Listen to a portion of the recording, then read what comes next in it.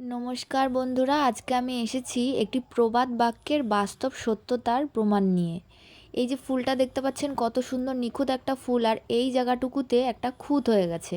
এই ফুলটা আগের দিন রাত্রেবেলা একটা বিয়েবাড়িতে আমাদের নিমন্ত্রণ ছিল, সেখান থেকে আমার ছেলে আমাকে এনে দিয়েছিল। আমি ফুল ভালোবাসি তাই।